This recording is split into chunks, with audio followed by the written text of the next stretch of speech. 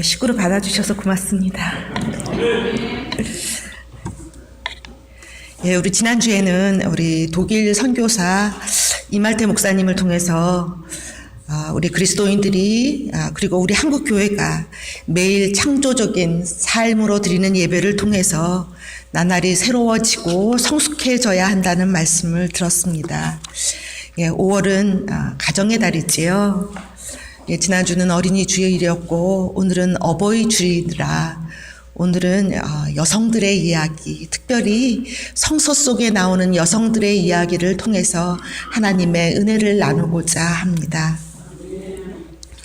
오늘 읽은 본문 말씀 사사기 19장 25절부터 30절까지의 말씀의 내용은 사사기 19장에서부터 21장까지의 긴 내용의 일부분의 말씀입니다. 여러분도 이미 잘 아시겠지만 제가 19장에서부터 21장까지의 그 이야기의 줄거리를 간략하게 설명해 드리겠습니다. 한 레위 남자가 유대 땅 베들레헴에서 한 여성을 아내로 맞이합니다. 한국 성서를 비롯해서 여러 번역본들은 이 아내를 컨큐바인, 곧 첩이라고 번역을 하고 있습니다. 하루는 레위인의 아내가 친정으로 갑니다. 그런데요, 성경의 다른 번역본마다 이 여성이 친정에 간 이유를 다르게 설명하고 있어요. 우리가 보통 한국에서 많이 보는 NIV 성경은요, 그 여성이 남편에게 unfaithful이라고 해서 여성이 외도를 해서 그래서 남편을 떠났다고 번역을 하고 있습니다. 그러나 미국에서 미연합감리교회에서 그리고 미국 신학교에서 가장 정확한 번역이라고 보는 NRSV 그리고 젊은이들이 많이 읽는 현대인의 버전 NLT에서는요. 이렇게 얘기하고 있어요. She became angry with him. 그 말은요. 그 아내가, 레위인의 아내가 자기 남편에게 화가 나서 친정으로 갔다라고 이렇게 이야기한 반면에 지금 우리가 가지고 있는 그 개정판에서는 이 여성이 행음하고 남편을 떠나 친정으로 돌아갔다라고 번역을 하고 있습니다. 어찌됐건 아내가 떠난 4달 후쯤에 레위인 남편이 아내를 데리러 아내의 친정 곧 처갓집으로 찾아갑니다. 그 장인의 권유로 인해서 처갓집에서 나흘을 머문 후에 5째 날 오후에 아내와 하인과 함께 집으로 돌아오는 길에 날이 어두워져 한 노인의 집에 묵게 됩니다. 근데 그날 밤 그 마을의 불량배들이 그 노인의 집을 에워싸고 문을 두들기면서 노인에게 말하기를 당신 집에 들어온 손님을 끌어내라. 우리가 그와 관계하리라. 즉, 그 레위 남편, 그 남편을 내놓으라고 시비를 하고 있습니다. 그러니까 그 집 주인 노인이 한 가지 제안을 해요. 사사기 19장 24절에서 말하는 즉, 그 제안은 이렇습니다. 보라, 내게 처녀딸과 이 사람의 첩이 있은 즉, 내가 그들을 끌어내리니, 너희가 그들을 욕보이든지 너희 눈에 좋은 대로 행하되, 오직 이 레위 남자에게는 망령된 일을 하지 말라. 라고 이렇게 말하고 있습니다. 즉 레위 남자는 자기 집의 손님이니까 그 대신에 이 노인, 자기의 딸, 처녀딸과 레위인의 아내 두 여자를 대신 내주겠다고 이렇게 제안을 하는 겁니다. 물론 그 노인이 자신의 딸과 그리고 이 두 여성에게 승낙을 받았다고 하는 기록은 성서 어디에도 없습니다. 그러나 이 성읍의 불량배들은 계속해서 그 레위 남자를 내놓으라고 합니다. 이에 이 24절은요. 이 레위 남자가 자기 첩을 붙잡아서 그들에게 불량배들에게 밖으로 끌어내매 그들이 그 여자와 관계하였고 밤새도록 그 여자를 능욕하다가 새벽 미명에 놓은지라 라고 성서는 기록하고 있습니다. 레위의 아내는 동틀녘에야 기다시피 문 앞에 이르러 그냥 엎드러지고 맙니다. 동이 트기를 기다리던 레위 남편은 길을 떠나려다가 자신의 아내가 엎드려져 있고 두 손이 문지방에 있는 것을 보고 이르되 일어나라 우리가 떠나가자 말하나 성서는 그 여자가 아무 대답이 없었다고 그렇게 기록하고 있습니다. 여기 개역 개정에는요 19장 27절 28절에 이렇게 얘기하고 있습니다. 아내가 아무 대답이 없는지라 이에 그의 시체를 나귀에 싣고 그의 첩에 시체를 거두어 12토막으로 나누어 라고 이렇게 번역을 하고 있어요. 그래서 레위인의 아내가 이미 죽은 시체임을 나타내고 있습니다. 그러나 성서 본문을 연구하는 이런 신학자들은요, 다양한 번역본을 연구한 결때 여성이 이미 죽었다고 하는 확신을 성경에서 찾아보기 힘들다고 얘기하고 있습니다. 예, 아까 말했던 NIV도요, 그 남성이 아내를 나귀 위에 싣고 이렇게 쓰고 있어요. 그리고 아까 젊은이가 많이 보는 NLT 그리고 UMC에서 미국 신학교에서 보는 NRSV에서도 여성이 죽었다는 그런 표현이나 암시가 전혀 없습니다. 그녀를 나귀에 싣고 집에 도착해서 He took a knife, 칼을 들어서 grasping his concubine, 그의 아내를 움켜쥐고 그리고 he cut her into 12 pieces, limb by limb. 12토막으로 나눈다고 이렇게 표현하고 있습니다. 그런데 여기서 주목하는 거 보면은요, 단순히 잡다라고 하는 홀드라는 단어를 쓰지 않고 grasp라는 단어를 써서 힘을 주어 움켜쥐다라는 단어를 쓰고 있습니다. 그의 아내의 몸을 힘을 주어서 움켜쥐고 12토막을 냈다는 거예요. 완전히 죽었다고 한다면 그렇게 힘을 주어서 움켜잡을 필요가 없으련만 이런 정황으로 볼 때 마지막 순간에도 레위인의 아내는 여전히 생명이 있었다라고 신학자들은 보고 있습니다. 그리고 우리나라 성경 개역 개정으로 번역되기 그 이전의 성경들은요, 이 번역을 뒷받침하듯이 시체라는 단어는 유별나게 작고 흐리게 그렇게 쓰여져 있어요. 여러분이 집에 가셔서 옛날 번역본을 보시면 시체라는 것은 아주 작게 표시가 되어 있습니다. 그것은 그 여인이 죽었는지 살았는지 확실치 않기 때문에 다른 글자보다 좀 더 작게 표시하고 있습니다. 그리고 레위 남편은 토막난 시체를 12지파에 보내고 자신의 망가진 자존심을 회복하고자 온 지파를 불러서 전쟁을 선포합니다. 그 전쟁으로 인해서 수많은 여성과 아이들이 살해를 당하고 폭력에 의해서 죽어갑니다. 바로 이 이상의 내용이 거룩하신 하나님의 말씀 성서 사사기서 19장에서부터 21장까지 이르는 내용입니다. 하나님의 말씀이지요. 그러나 설교의 본문으로 택하여 하나님의 말씀으로 선포하기에는 좀 부담스러운 그런 내용입니다. 고민이 됩니다. 지난주에 이말태 목사님께서 성서를 읽을 때마다 하나님의 말씀을 읽을 때마다 늘 새롭게 읽어야 한다고 하신 말씀을 여러분께서 기억하실 것입니다. 정말 그렇지요. 성서를 읽을 때마다 늘 읽던 본문 말씀이지만 늘 새롭고 그리고 놀라운 경이감을 가지고 새롭게 깨달으면서 하나님의 뜻을 발견하고 은혜를 나누어야 한다는 말씀입니다. 그러나 그럼에도 불구하고 오늘 사사기서의 본문 말씀은 상당히 어렵고 부담스러운 말씀인 것 같습니다. 특히 여성인 저로서는 굉장히 많은 도전이 됩니다.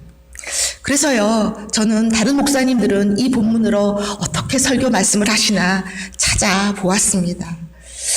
어떻게 은혜의 말씀으로 선포하셨을까 찾아보지만 그렇게 쉽지 않았습니다. 홀리 바이블, 하나님의 거룩한 말씀이 곧 성서입니다. 그것은요, 양보할 수 없는 우리 기독교인의 신앙 고백이지요. 그래서 고민합니다.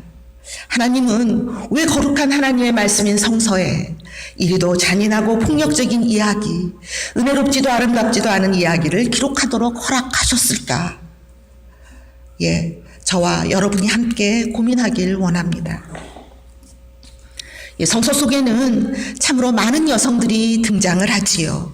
인류의 첫 여성 하와 이브에서부터 90세의 아들 이삭을 낳아 열국의 어미가 된 사라가 있는가 하면 아브라함에게 그의 첫 아들을 낳아주고도 사라보다 더 먼저 낳아주고도 종의 신분으로 인해서 첫 부인 사라에게 구박과 핍박을 받다가 아들과 함께 도망가는 중에 사막 한가운데서 하나님께 울부짖었던 여인 하갈이라는 여성도 있습니다.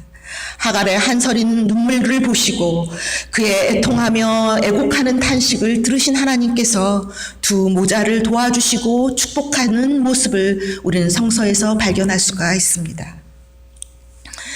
남자아이는 태어나자마자 죽이라는 당시 신과 같았던 바로의 명령을 거역하면서까지 목숨을 걸고 모세를 살렸던 산파 십보라와 부아라는 여성이 있는가 하면 기드온과 삼손, 사무엘과 더불어 당당히 여성 사사로서 활약을 했던 드보라와 죽으면 죽으리라 민족을 구한 에스더가 있는가 하면 아버지 입다 장군의 경솔한 맹세로 인해서 제물이 되어야 했던 입다의 딸도 있으며 그리고 시어머니인 나오미를 잘 공경했던 롯도 있고요.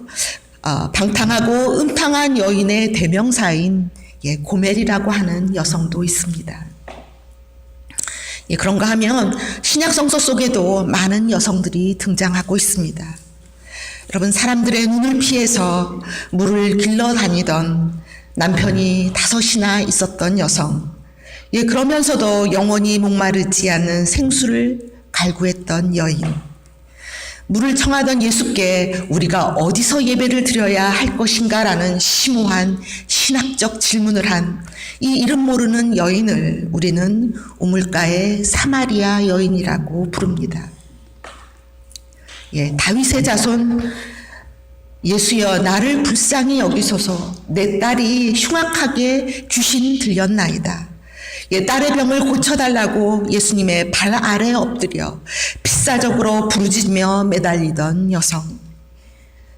자녀의 떡을 취해서 개들에게 던짐이 마땅치 않다고 하시는 예수님의 냉정한 거절에도 그저 자식을 위해 개가 되기를 자처했던 그 어머니를 우리는 수로보니게 여인이라고 부릅니다.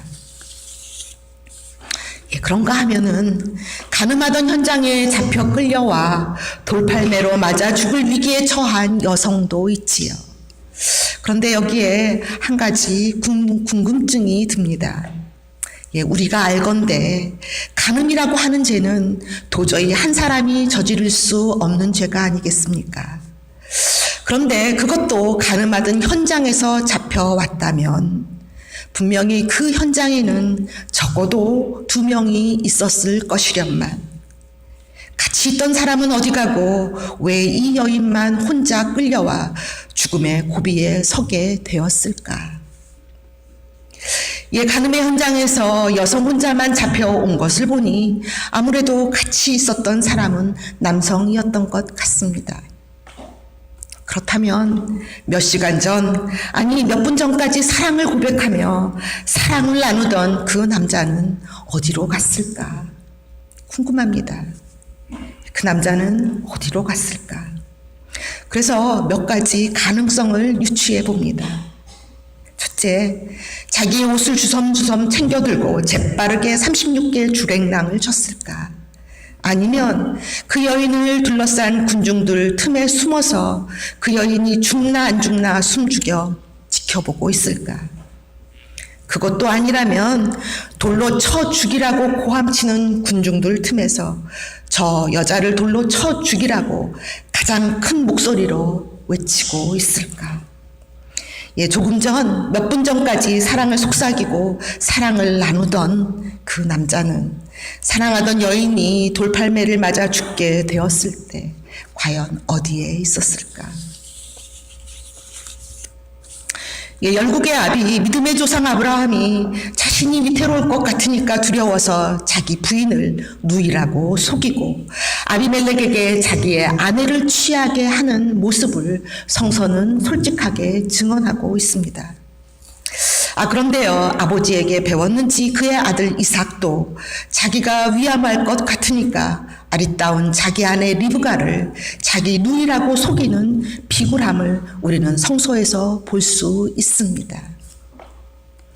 아브라함과 이삭, 신앙인의 대명사 이 집안의 두 부자지간은 자기가 안전하고 편할 때는 아내를 아내라고 대하고 자기가 위태로울 때는 누이로 속여서 적에게 아내로 내어주는 그런 모습을 보이고 있습니다. 어쩌면 남편들의 비굴함이 섭섭하기도 하고 참으로 가슴이 아팠으련만 성서 속의 두 여성들은 한마디 소리를 내지 못하고 남편이 편할 때는 그리고 남편들이 안전할 때는 아내가 되어주고 남편이 위태로울 때는 누이가 되어주어야만 하는 모습을 우리는 성서를 통해서 볼 수 있습니다.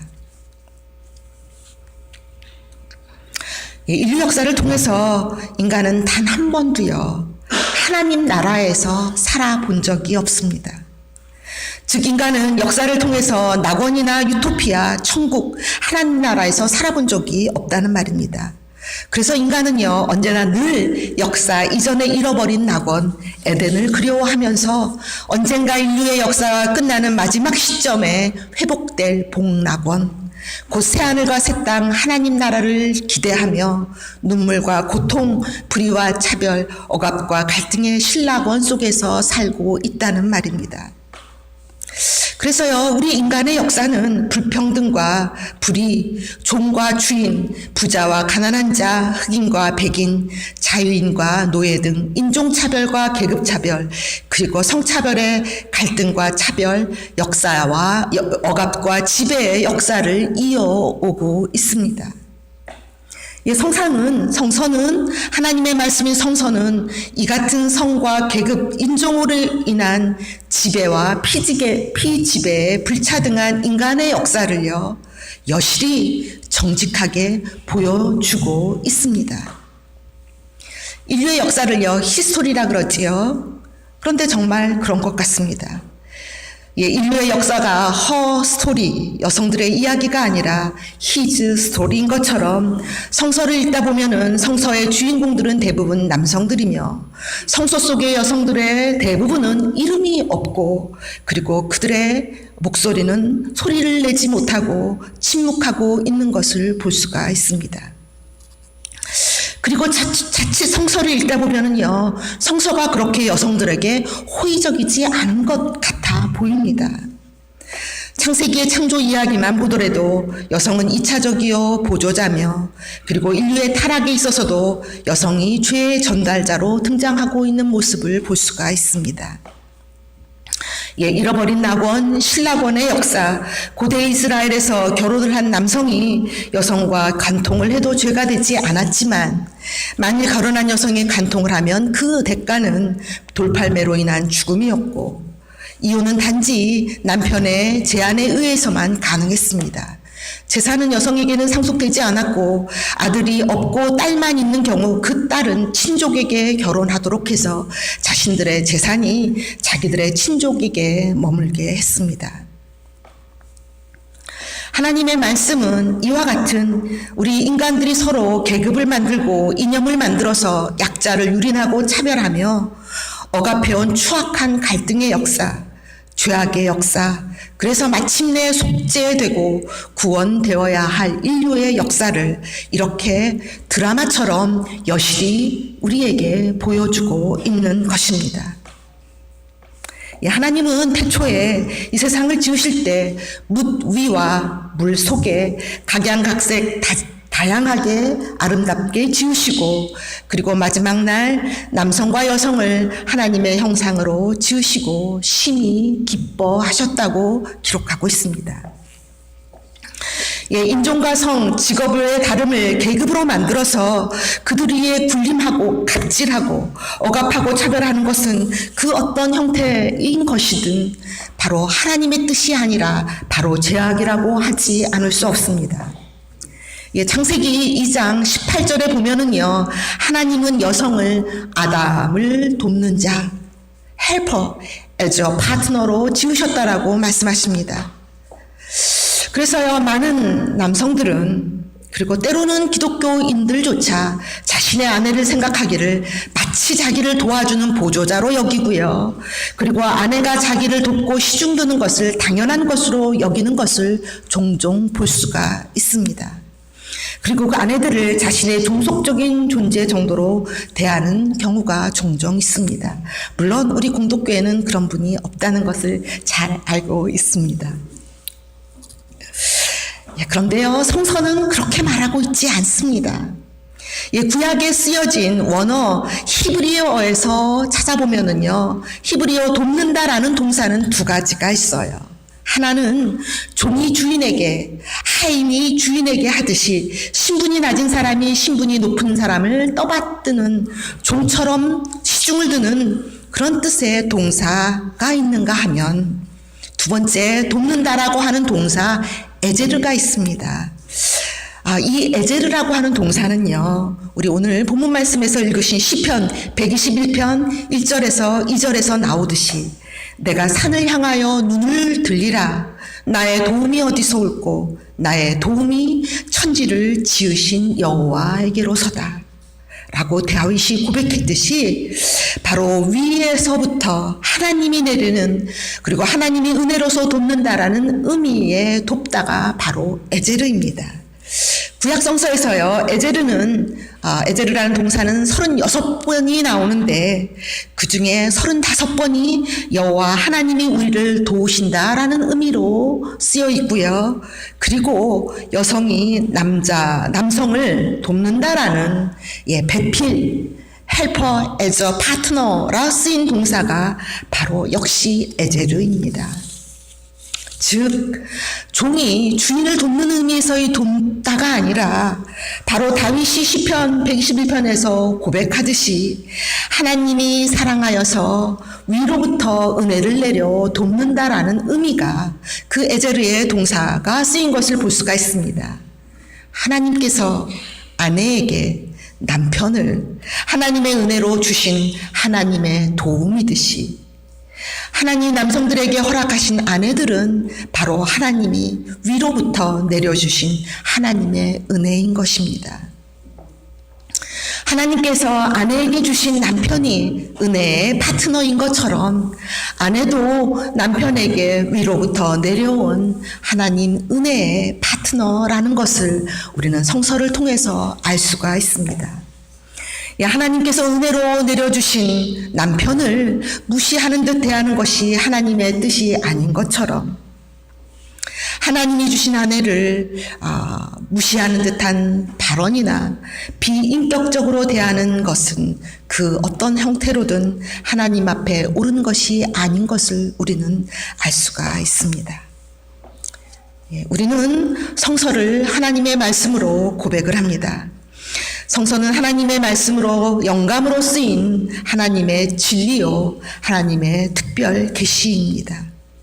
그 하나님의 말씀인 성서가 이 시대를 살고 있는 우리 그리스도인들에게 여성이나 남성이나 여전히 살아있는 하나님의 말씀이라면 성서를 대할 때 늘 새롭고 경이로운 은혜의 말씀이어야만 합니다. 여러분, 성서 속에는 수없이 많은 여성들의 이야기, 그리고 여성들의 목소리가 들어 있습니다.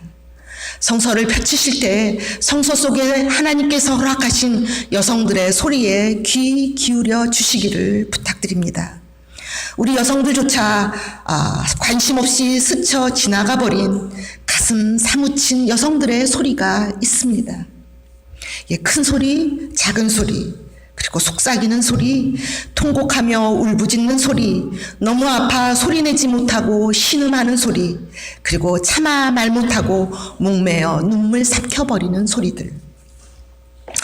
말 한마디 못한 채 다른 사람이 아닌 바로 남편에 의해서 동네 불량배에게 내어져 밤새도록 능욕당한 후에 다른 사람이 아닌 남편에 의해 12토막으로 잘려져 죽어간 그저 레위인의 아내 혹은 첩으로 알려진 이 이름 없는 여인의 아름답지도 은혜롭지도 않은 어쩌면 엄청난 잔인한 폭력의 이야기를 성서의 기자로 하여금 하나님께서 성서에 넣도록 허락하신 것은 어쩌면 우리로 하여금 차마 소리내지 못하고 죽어간 그 여인의 목소리 없는 소리를, 그리고 가슴이 메어져 신음소리 하나 내지 못하고 소리 없는 통곡의 소리를 우리로 하여금 듣도록 허락하시기 때문에 19장에서부터 21장에 이르는 긴 이야기를 우리로 하여금 듣게 하신 것은 아닌가 생각해 봅니다.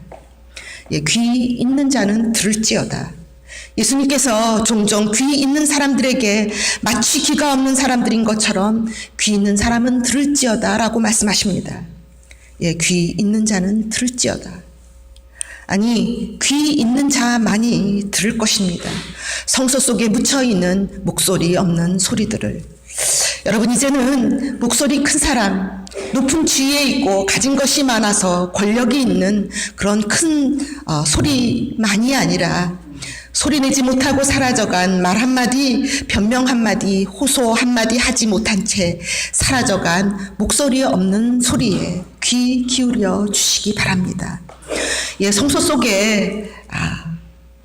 성서 속에는 힘 있는 자의 소리, 목소리 큰 자의 소리, 남성들의 소리만 있는 것이 아닙니다. 우리가 성서 속에서 우리에게 호소하고 있는 힘없는 자, 버림받은 자, 억눌린 자의 목소리 없는 이야기, 멸시와 천대당하는 자의 소리 없는 통곡의 소리를 들을 수 있을 때야 비로소 우리는 오늘도 우리 주변에서 탄식하고 고통당하는 수많은 여성들의 탄식하는 소리, 그리고 약소국의 식민지에서 태어나 꽃다운 나이에 일본군의 성노예로 팔려가 제대로 사과조차 받지 못한 채 삶을 마감해야만 하는 우리 위안부 할머니들의 한서린 눈물의 소리가 들릴 것이며, 그리고 이 자리에 앉아있는 우리 어머님들, 평생 자식을 위해서 헌신하시고 지금도 날마다 눈물로 자녀를 위해서 기도하시는 그 기도의 의미가 가슴 깊이 들려올 것입니다. 지금도 이 순간에 삶의 희망의 줄을 놓아버리려는 절망 속에서 몸부림치는 자들의 고통의 소리도 우리 귀에 들려올 것입니다. 그때야 비로소 오늘 여기서 내가 그리스도인으로 어떻게 살아야 할지, 예수를 믿고 따르는 우리 그리스도인들이 하나님을 사랑하고 이웃을 사랑하라는 그 말씀의 의미가 온 몸과 마음으로 깨달을 수 있을 것입니다. 귀 있는 자는 들을지어다. 아니, 귀 있는 자만이 들을 것입니다. 성소 속에 들리는 소리 없는 통곡의 소리, 가슴 아파 눈물 삼키는 소리, 아직 여전히 눈을 감지 못하고 성서의 행간 속에서 흐느끼는 이름 없는 레위인 아내의 신음소리를 귀 있는 자는 들을지어다. 아니, 귀 있는 자만이 들을 것입니다. 기도하시겠습니다.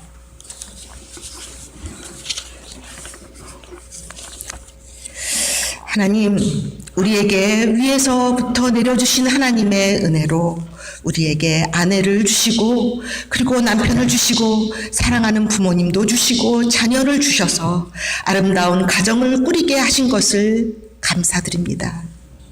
하나님께서 우리에게 가정을 허락하신 그 이유가 있다면 가족들의 사랑을 실천함을 통해서 하나님께서 자녀된 우리를 얼마나 사랑하시는지를 깨닫게 하는 것임을 믿고 감사를 드립니다. 오늘 하나님의 말씀, 이 성서가 오늘 이 시대를 살아가는 우리 그리스도인들에게 여전히 살아계신 하나님의 말씀, 복음으로 임하게 하시며 이 말씀으로 말미암아 이 시대의 올바른 하나님의 사랑과 이웃사랑의 삶으로 실천할 수 있도록 도와주시옵기를 간절히 바랍니다. 우리에게 몸소 사랑을 보여주신 예수 그리스도의 이름으로 간절히 기도합니다. 아멘.